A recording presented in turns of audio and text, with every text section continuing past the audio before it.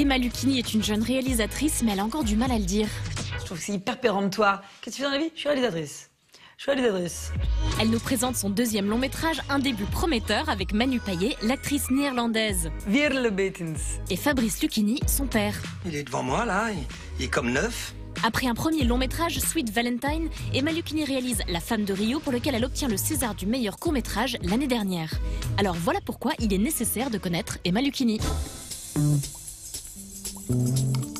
Bertrand Blier, ça a été un vrai choc.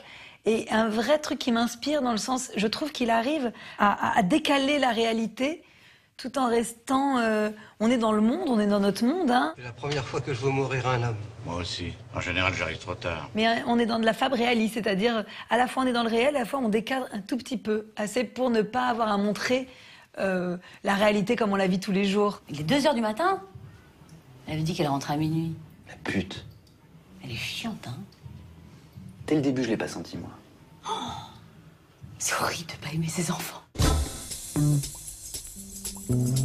Très vite, j'ai été sensibilisée au texte et aux comédiens, quoi, et peut-être à la note et à écouter ce qui était juste et pas juste chez les comédiens, et à aimer ça surtout. Ce qui m'a fait comprendre, grâce à sa phrase, Fabrice, en me disant la direction d'acteur, ça n'existe pas, et ce qu'il faut pour diriger un acteur, c'est l'aimer, et me donnant toujours cet exemple de Renoir qui ne dirigeait jamais frontalement et qui disait toujours, quand quelque chose n'allait pas, il disait toujours « elle est très bonne, elle est très bonne ». Et puisque on me dit qu'à la technique, il y a eu un problème, alors puisqu'on l'a refait, et il disait un petit truc par la bande comme ça. Il m'a toujours dit « le pire, c'est de penser à ce qu'on joue ».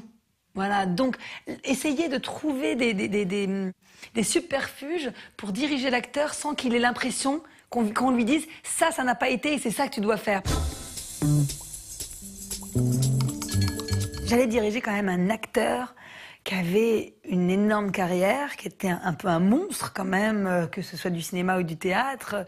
Et ça m'impressionnait. Ouais, diriger Lucchini en tant que l'acteur.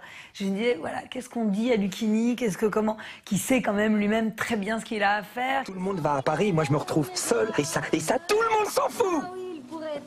Pas moi qui ai demandé à sortir ce mobil-homme. Mais plus parce que c'était lui, l'acteur qu'il est, que parce que c'est mon père, en vrai.